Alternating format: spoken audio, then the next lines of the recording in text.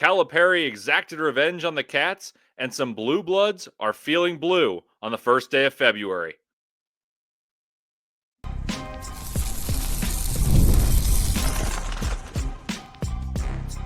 You are Locked On College Basketball, part of the Locked On Podcast Network.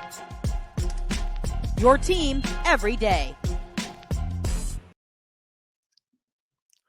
Hello and welcome in to Locked On College Basketball Game Night, where we get to talk to you about the nitty-gritty of the games this weekend, give you live reactions, and much, much more. I'm Leif Thulin, host of Locked On NBA Big Board, credentialed NBA draft analyst, and contributor of Locked On College Basketball, and I'm excited to be with you, hosting a show about what I love most, Saturdays, chock full of excellent hoops, college hoops. Well, thank you guys for making Locked On College Basketball your first listen each and every day, part of the Locked On Podcast Network, your team every day. Today's episode is brought to you by Game Time. So download the Game Time app, create an account, and use code LOCKEDONCollege for $20 off your first purchase. Alrighty, in the first segment, we'll discuss the ramifications of tonight's rivalry games, most notably the biggest one of them all, Duke and Carolina. Talk about an old rivalry restored with new meaning because Coach Cal triumphantly returned to Rupp, and then discuss the clash atop the Big East between UConn and Marquette. In the second segment, we head to the Big 12, where we thought the pecking order was starting to form itself, except everything we thought we knew flipped on its head in the second halves for the top three teams. Kansas went down, leading huge. Iowa State lost by a ton at Hilton, and Houston goes down for the fourth time in overtime. Crazy. And in the final segment, we'll trek to the SEC, where many ranked teams went down as usual because 10 teams are ranked, so a couple got to go down each week. And we'll talk about all that coming up throughout the show. So let's dive right in. Duke dominated from start to finish. That's not terribly surprising. They were a 14-point favorite entering this game against Carolina. And that's the crazy part, that Carolina is so down that even in a rivalry game where you expect, oh, they're going to be great, like the game's going to be awesome because it's Duke and Carolina. Part of me believed it. But all of what I could think about, thinking, hey, this is basketball. I shouldn't just believe in the folklore of the rivalry, like what's happened in the past. Duke's bigger. They're better. They shoot better. They've won 10 straight games in the ACC, haven't lost since November. North Carolina is a bubble team, and honestly, fortunate to be there. They've fallen behind against everyone, lost against teams that are not very good. And Duke, in my opinion, has got the highest ceiling of anyone in the country. So could Carolina compete at Cameron? Probably not. But for some reason, myself and many others believed it could happen because it's happened before. We've all seen that graphic that says the last 50 games or the last 100 games, it's 50-50. You just kind of believe in that. Well, I'm here to tell you, this game was over as soon as it started. It was over the second it started. UNC could not infiltrate the excellent defense of Duke. I've talked about it. Duke can win with their defense alone, and when their offense is going, probably the best team in the country. Duke punished UNC to the tune of scoring north of 54% of their from the field, 54% from the field, and scoring north of 50% of their offensive possessions. It's pretty hard to do, and that's in the first half. Well, in the same half, UNC shot 29%. Second half, both teams really shot well and scored a lot, but it was too little too late for the Tar Heels, as it has been many times when they faced good competition. Duke was led by Con Knipple. He had 22, but really, Cooper Flagg set the tone from the get-go. He had 21 points, but he scored or assist on 17 straight points at one juncture at the very beginning of this game. And from then on, you knew North Carolina didn't have the horses to stay with Duke. They actually won the rebounding battle. Like, it wasn't just size that bothered them. It was size that bothered them on a possession-by-possession basis. It wasn't that they were out-rebounded. It wasn't that they were absolutely obliterated with a person in the post. It's that each possession, North Carolina's diminutive guards had to defend against the size of Duke and vice versa. The size of Duke was able to influence the success rate of all of North Carolina scores. Ian Jackson, not particularly efficient. RJ Davis, not efficient. It was one of the better outings for big men for North Carolina, but the guards had too tall of a task to get through against Duke. Duke, what are the ramifications of this? Duke won against a not very good team, but because it's North Carolina, it gets a ton of coverage, and deservedly so. Duke, to me, is playing the best basketball of anyone in the country in terms of when they're playing their best. but they haven't played great. They didn't play well against NC State. They didn't play well against against Wake Forest, and they can afford to do so because it's like Gonzaga of old in the WCC. They're not playing very good competition, so they just need to sharpen their tools and get better for the big dance because they're going to be a 1 seed. That's the frank reality. What's the case for UNC? They're on the bubble. And honestly, I think when the return game of this, when they go to the Dean Dome, might be the biggest game of the season for anyone because it might mean Carolina has to win the ACC tournament if they don't beat Duke in that one and don't take care of business in the games leading up to the matchup against Duke in March. All righty. So I mentioned a blue blood went down. That's one of them. Carolina went down. Well, Calipari had the opportunity to laugh in all of our faces for anointing Pope the King and the King of Lexington, the King of Kentucky, and he did it. All 5 starters for John Calipari and the Arkansas Razorbacks scored in double digits, including a game-high 21 from former, not used very well, former Wildcat Adu Thero. Adu led the way with 21. 52 points were scored between the starting trio of DJ Wagner, Zvonimir Avicic, and Adu Thero. 3 former Wildcats who all weren't used that much last year. 52 of 89. They won 89-79. They beat Kentucky, who we've talked about. Kentucky's got 4 top 10 wins, 6 top 15 wins. They're really good. They were without Lamont Butler, who I think is the most valuable player on their team. So I think should be taken with a grain of salt, but that's still an enormous win for Calipari. They're now 2-6 in SEC play. So not all is well in Fayetteville, but maybe there's reason for hope. And you kind of had a feeling Calipari would have a chance to do something funny and take this one very seriously and coach the best game of the year. Kentucky was also with a limited Andrew Carr who came off the bench and was not particularly effective. But the big takeaway I have from the basketball side, aside from the storylines of, Calipari returned and he still owns Rupp, well, it's really that Kentucky was out without Butler, who's an excellent defender and also, like I said, in my opinion, the most important player. But they're also needing his defensive capacities. His capability to defend is really, really important to this team and set a tone. Instead, they started an inept defensive lineup comprised of Ansley Almanor, Kobe Brea, and Jackson Robinson, none of whom are good defenders, all of whom are excellent shooters. We know Kentucky can score. That's never been the question. Kentucky's always been a team that I believe would be good offensively. They've surpassed my expectations coming to the season, but that doesn't mean anything when you're going up 89 to a team that's not very good offensively. They're 88th, and not all the games have populated, so that may change by the time you listen to this, but 88th defensively are the Kentucky Wildcats. That's horrible. We talked about last year the anomaly that Alabama was making a Final Four run, being ranked in the 100s, in the 90s of Ken Palm defensively. You typically are top 20 in each to make a true Final Four run, a championship contender. Well, I don't think Kentucky's a championship contender, and I think Arkansas was able to point that out as they were able to shoot 55% from 3, 55% from the field, and 52% from 3 against Kentucky. And let me remind you, this is a team that lost their best scorer, Boogie Fland, recently. Plays a few players like Janelle Davis, who's shot terribly all year. DJ Wagner, not a shooter. And Adu Thero, not a shooter. And they shot that well and diced up Kentucky at Kentucky when all the animosity was built in and everyone wanted to send Calipari packing. And instead, he gets the last laugh. I think Kentucky will be fine. They're still a top 3, top 4 seed. They're going to be good. Depends the matchup how they do. They win big games. They've played well in big games. They've beaten Duke. They've competed. They've beaten Florida. They've beaten Gonzaga. All these teams, but they are vulnerable. And I think it's starting to catch up to them that they have a smaller margin for error because they need to be so good offensively that they run you away, as opposed to having a secondary way to win a game that's closer and defensively oriented. They don't have that curveball. All right, speaking of curveballs, this is one that if you read some of the stats of the game, you'd say, wow, that is a curveball. But what's not a curveball is UConn being accustomed to winning. However, they were underdogs, 6-point underdog against Marquette at Marquette. You would say, these are the best 2 teams in the Big East. Maybe, probably, but standings would say otherwise. Marquette favored to win at home, could go up in the Big East by a substantial margin over UConn. Marquette has been vulnerable for a while, just skating by with a couple close wins, barely eking out wins both at home, on the road, but a win's a win, right? Well, I think style of play and the assurance you get when you win, if you win big, you feel really good. When you win narrowly against inferior competition, it doesn't necessarily feel like a win. Well, solo ball at 25-11. He paced UConn.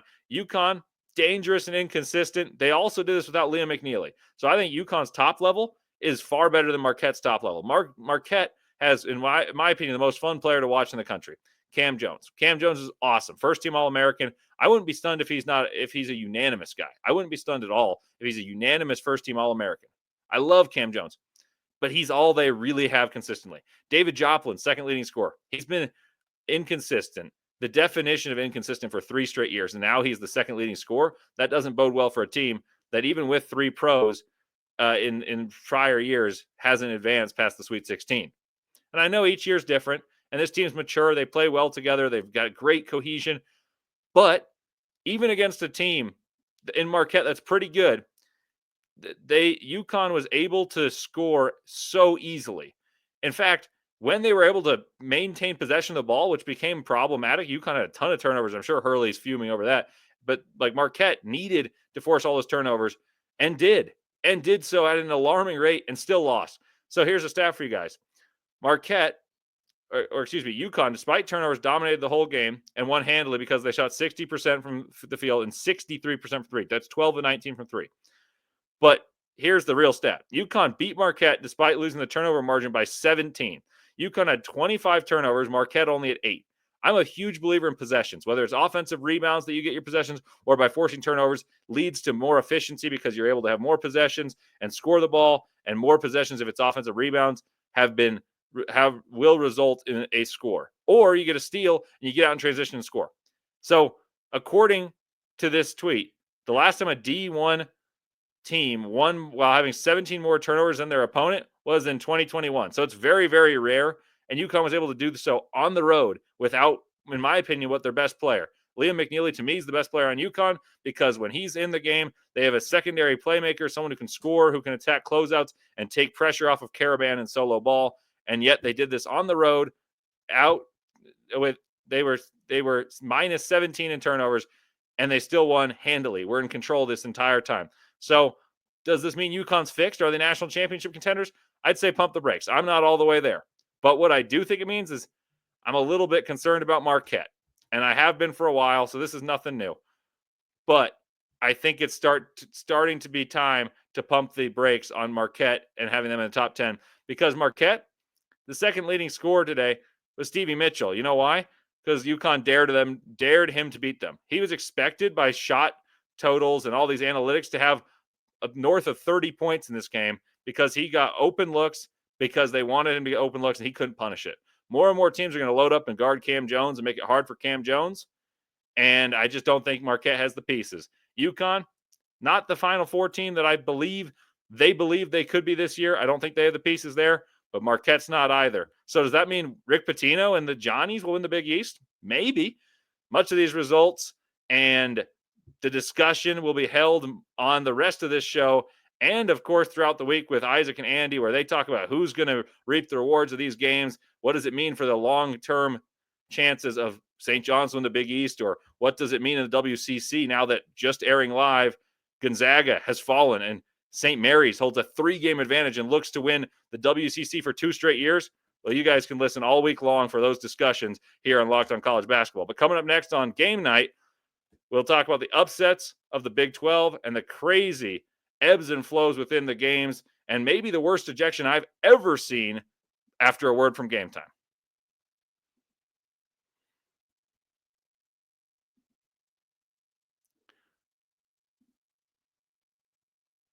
Attending NFL playoff games is an experience like no other. The energy, the excitement, and the connection with other fans is just unmatched. I remember the thrill of seeing my favorite team clinch a playoff win live. It's a memory I'll never forget.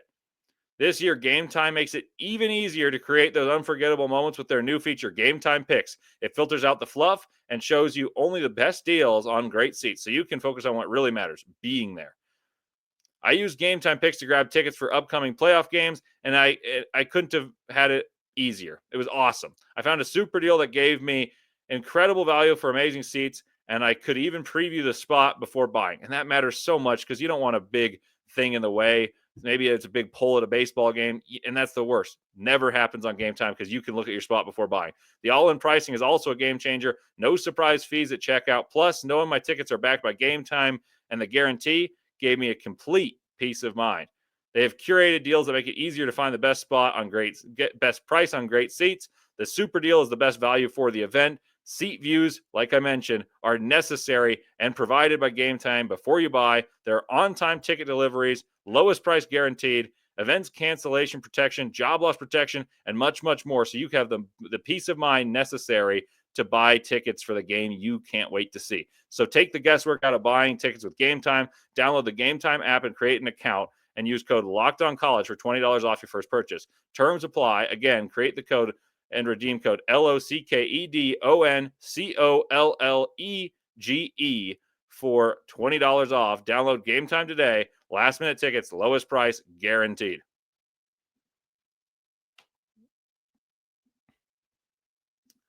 All righty, welcome back to Locked On College Basketball game night. I can't wait to talk to you guys. I wait all week, and I can't wait for Saturdays, and it's here. And there's just so many games to talk about in the Big 12, in the SEC, everywhere. But let's go to the Big 12 right now, because you thought that everything was going as planned. You thought that Kansas had righted the ship. You thought that Houston had found the way past a tricky opponent, Texas Tech, and you thought Iowa State would beat Kansas State at Iowa State after, tricky weeks for all of the above for various reasons. Well, Kansas dominated from the jump, and they were up 40-21 in Waco. And you're saying, well, Baylor's not that good. That's exactly what I wrote in my notes. I still believe it. Baylor's not that good. I really think that. And maybe Kansas had righted the ship. Maybe it was a matter of both. So Kansas held the non-VJ Edgecombe Baylor team to 9 points at the half. They brought in Badunga, which opens up the vertical threat, the high lows that Bill Self's done forever. Rylan Griffin was knocking down open threes. They're up 19 in Waco. Everything's going swimmingly, but not so fast, as Lee Corso used to say. Baylor, like I said, not that great. They go on a 25-5 run and take a 1-point lead coming out of the halftime. And then Kansas decides, you know what, that's enough of that. They're going to rebound and they open up a 10-point lead using a 14-3 run with about 9 minutes left. So you're thinking, okay, Kansas figured it out. This is going to be a close one, but I think Kansas is going to win. So then Baylor decides, we're going to outscore Kansas 32-11 the rest of the way. They pressured Kansas. They got steals. They got in the passing lanes, lived at the free throw line, and dominated. VJ Edgecombe was very good before he hurt his ankle. Robert Wright had 24. Norchad Omier compiled a double-double. And frankly, I left more disappointed in Kansas than impressed with Baylor, but the resilience was very impressive. So I want to bring that back up, though. I grew up watching college basketball, and I became so used to, both in my early years of watching college basketball and now where all I do is watch college basketball. I grew up, and I'm still accustomed to thinking Kansas would win any close game because Bill Self was that good, and I believe he is that good. And frankly, because Kansas often and most likely is the better and more talented team. So with great coaching and likely the better team, and many of these close games happening where you can have the timeouts and coach your team up, Bill Self's going to win. Kansas is going to win. And they've found ways to lose. Not only have they lost, they've invented ways to lose. And it is such a stark change for me that I'm stunned watching the Kansas Jayhawks, and I'm frankly out on them. You can't buy me back anymore. I was defending Kansas. I said I believed. I needed a little more evidence that they're out. Well, they blew 2 6-point advantages with a minute left and 18 seconds left against Houston at Kansas and lost. And I said, okay, well, at least it was against Houston. That's a really, really good team. I don't think Baylor's that great. And they led by 21 in the first half of this game and blew it. How? And Edgecombe didn't play that much. It was the only source of offense in the first half because in the second half, he sprained his ankle. So I'm officially out on Kansas, and that's crazy, knowing what they did to retool their roster after being short-staffed last year. I watched their March Madness game against Gonzaga where they ran out of gas, and Bill Self said, I've been thinking about retooling this team the entirety of the offseason and all of March even. So he retools it, goes in the transfer portal, gets all these guys, and they're not very good. They might not even be as good as last year. Crazy to think about. But that wasn't the only craziness in the Big 12. Houston hosts Texas Tech. They're a 10-point favorite. Texas Tech came in very well respected by the metrics, but not all that well respected by the rankings, and entered a red-hot Houston who'd really righted the ship, been very difficult to beat, undefeated in Big 12 play, and Texas Tech was able to score on them with not too much issue, especially in the first half. But that's not where the storyline is. The storyline is Jacob Toppin, or JT Toppin, I should say, and Grant McCaslin are owed such an apology by the officiating crew in the Big 12. Toppin was throwing a skip pass, jumped, flailed, and kicked his leg out and hit JoJo Tugler where it hurts. JoJo Tugler went down in a heap. Completely fair. He wasn't flopping. That hurts a ton. McCaslin sees a replay and says, he's passing the ball. He's passing the ball. That's what he was doing. There's nothing wrong with saying that. He gets ejected, as does Toppin, the leading rebounder and scorer for Texas Tech against a team that needs rebounding, because when you play Houston, expect to be beaten up and expect to be beaten on the glass. And you say, well, that ruins a great game. Like, this is what the game was supposed to be. Great. The best player on this team's gone. Their coach is gone. Not to mention just the difficulties of overcoming playing Houston. And he's ejected. And yet, after one half, they led. McMillan and Hawkins combined to score 23 points on 5 of 8 shooting from 3 in the first half. Kerwin Walton emerged huge, knocked down a lot of shots. So teams that innately score can often play a Houston or a Tennessee better than some that try to outduel them in rock fights. But you can only outduel them with guile and shot making for so long, because Houston is well coached and they are tenacious. So Texas Tech actually dominated the glass without Toppin in that first half, who's an amazing rebounder, but it caught up to them as they had 0 boards in the second half for the vast majority of it. So no Toppin did lead to some problems. 25 second chance points also were the case for the Houston Cougars, which always tells a story for them. But they found a way. Houston was able to push past, looked like they were going to win this in regulation, and all of a sudden Texas Tech found life. They handed Houston its 4th overtime loss of the season. You say, how many losses does Houston have? Well, 4. All 4 in overtime. They lost to Alabama in overtime. They lost to Rutgers San Diego State in overtime. And now they've lost to Texas Tech in overtime. And it's crazy that that's how all those losses have happened. But that's the case. And they're really competitive. They're well coached. They're going to be in every game. But in the tight games, I hesitate to trust Houston. Houston doesn't have a natural way of scoring. They don't have a go-to guy. In fact, the go-to guy has become Juwan Roberts, who, if you told him he would be a go-to guy a couple of years ago, he'd be just as stunned as you, perhaps more stunned. And he did well, but he missed some free throws late. Christian Anderson, who I think is going to be a star and is already emerging as one for Texas Tech, didn't play well. They were without Toppin. Houston scored 80 points. All of these are disasters, recipes for disaster. And yet they won at Houston. And it was guard play and shooting got it done. When Elijah Hawkins plays, they move the ball well. They knock down shots. Darian Williams came back from injury. And they're a couple bounces here and there away from having an unbelievable record that would back up what the metrics say. This team's up to 9th in KenPom, and that's not wild to me. I don't feel like they're terribly overrated. I was actually very high on Texas Tech. I said they'd be top 4 in the Big 12 before the preseason began, and the preseason rankings had 5 Big 12 teams in the top 10. So I'm going to take a little victory lap there. But I don't know if they're that good. But what I will say is they're really, really good. They found a way to win without their best player. They found a way to win and against a team that's unbelievable defensively. And their coach, Grant McCaslin, was at North Texas, and they played the slow tempo, grind you out a la Virginia and a la St. Mary's. And now they're playing fast and putting up 80 on Houston. This is a team to watch out for. By the way, so just buy stock on them, but don't panic on Houston. Houston's going to be just fine. Probably the favorite to win the Big 12 now, because Iowa State lost badly against Kansas State, who's not been very good, and it was at Hilton. What's the takeaway there? It's a bad loss. Losses happen, but they don't happen at Hilton, and the writing's been on the wall. Iowa State has been trending downward, and they suffered a horrible break against Arizona when Caleb Love hit a 60-footer. Momentum carried them into overtime, and Arizona found a way. But that one felt like it was crazy, but it didn't feel that crazy to lose at Arizona, because at Arizona State, Iowa State struggled. They found a way to win. They won convincingly in the end. Good teams find a way to do that, but they just didn't look good. Games before that didn't look great. Well, they were playing a back-and-forth affair between Iowa State and Kansas State, and all of a sudden, they ran out of gas. Kansas State got hot, and Iowa State didn't have the horses. We've talked about their backcourt. It's really, really good. Curtis Jones was the best 6-man in the country, and then all of a sudden he's maybe the Big 12 frontrunner for Player of the Year. testament to how good he is. Testament how good the backcourt is with him and Keyshawn Lipsey, as well, or Keyshawn Gilbert and Taman Lipsey.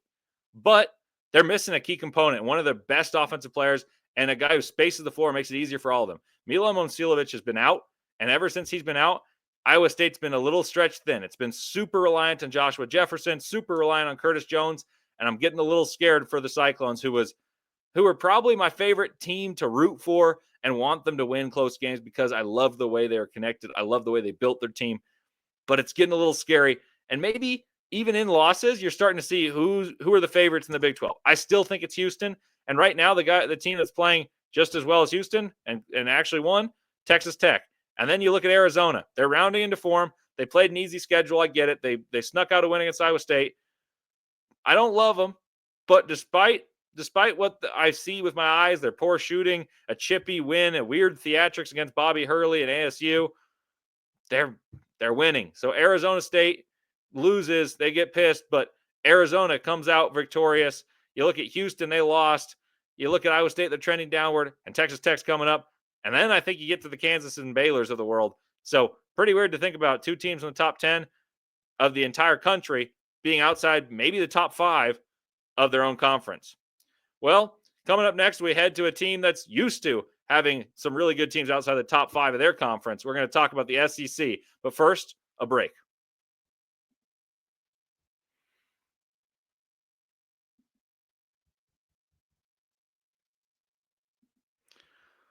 All righty, welcome back to Locked On College Basketball Game Night. I'm Leif Thulin, and the SEC always delivers, doesn't it?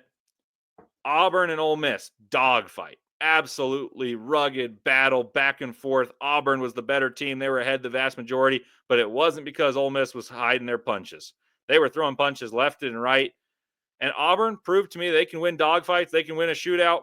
Johni Broome proved to me that he might have helped his case for player of the year without scoring in the second half for 17 minutes straight of it. Johni Broome doesn't only bring rim scoring, rebounding, defense, but his presence creates so many shooting opportunities and it allows for creation because Auburn, you ask, well, who's going to be the go-to guy? You don't need a go-to guy from the perimeter if you can have your center arguably be your best passer. You get the ball to Broome and he runs down to the post, kicks out. Chad Baker-Mazara hits a 3.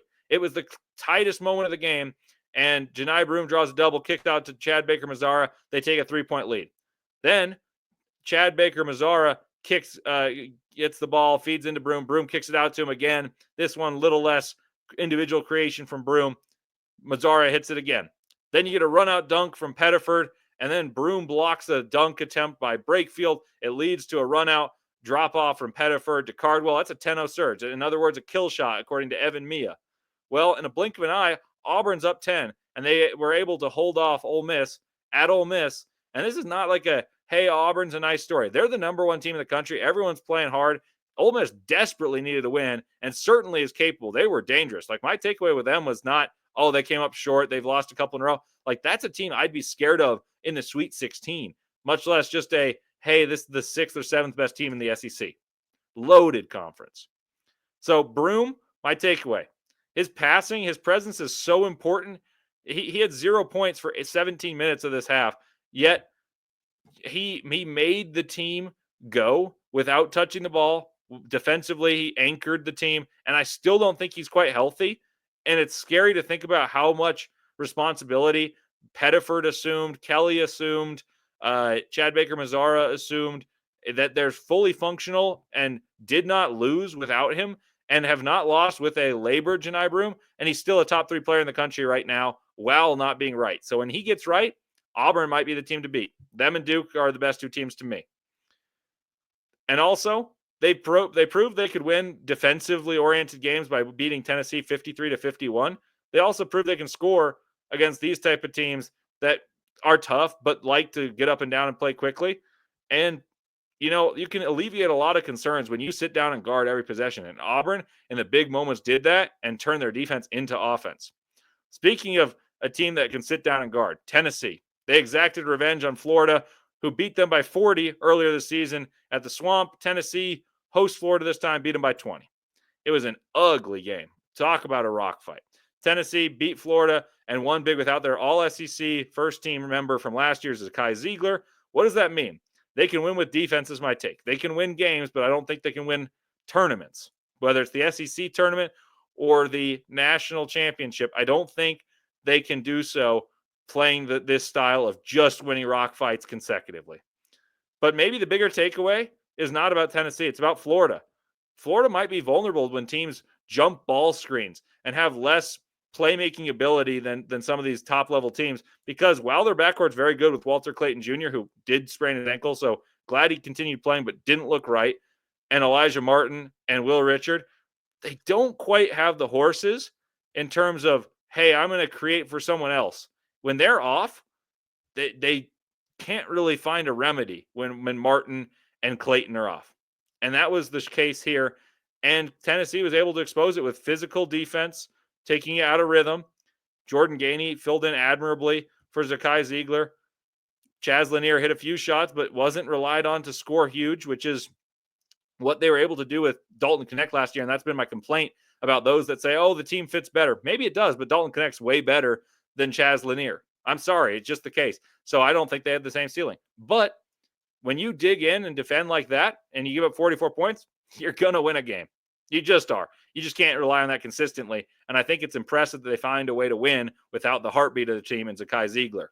And I'm a little concerned about Florida and what their floor is. I think they've got a high ceiling because they have shot makers, they got rebounding, but they're a little bit vulnerable, and more so than their ranking by their name would indicate. Stat for you here for those of you statistically inclined. It's the lowest field goal percentage by an AP top 5 team in any game in the last 10 seasons, and that's out of 1,712 games. The lowest, Tennessee at Florida on January 7th, 21.4%. Oh, those two played again today, didn't they? Second lowest, well, that was Florida heading to Tennessee, 24.5%. So when these two teams meet up, Tennessee dictates pace, but Florida can hang with them when at home, but this one belonged to the Volunteers. I don't think either team's championship good, but I certainly wouldn't want to play either. Speaking of not wanting to play a team, Missouri might be for real. Missouri pummeled Mississippi State. It was at Mississippi State, too. I was expecting a close game and Mississippi State to win, but Missouri dominated from the get-go. Not even close, won by 27 at Mississippi State. Mississippi State has compiled a nice resume. They've won some big games, including beating Ole Miss, who just took Auburn to the wire. Like, that's a really good team.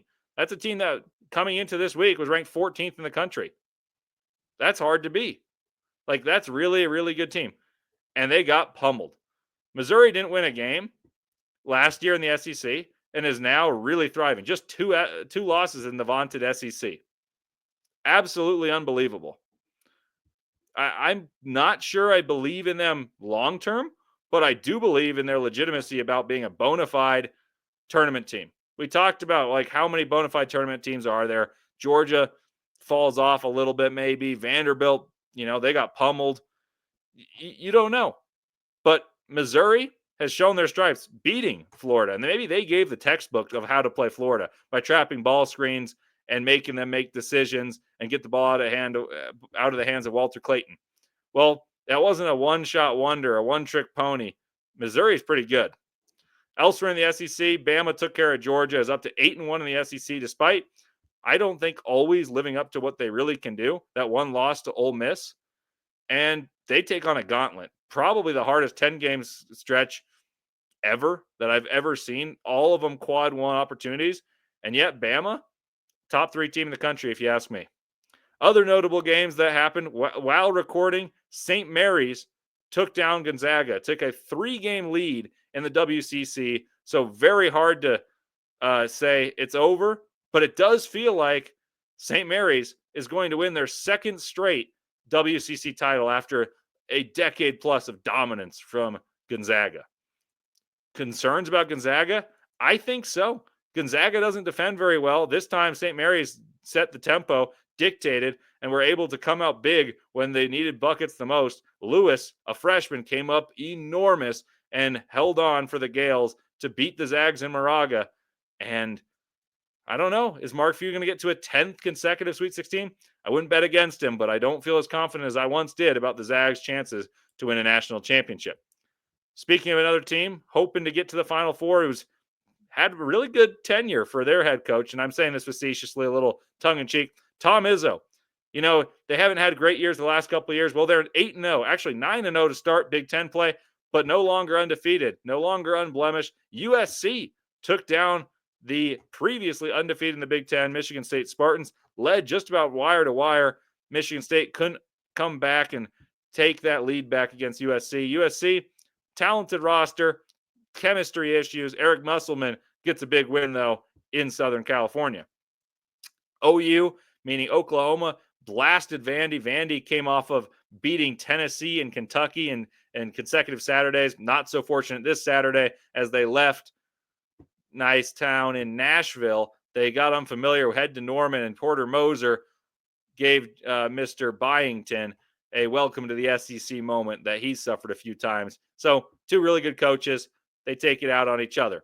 And Louisville, the hottest team in the country, not ranked in the top 5, not one of these big names that have been dominating the sport the last couple of years, but a massive program on the rise. They've been playing great basketball, and they lost to Georgia Tech kind of out of nowhere.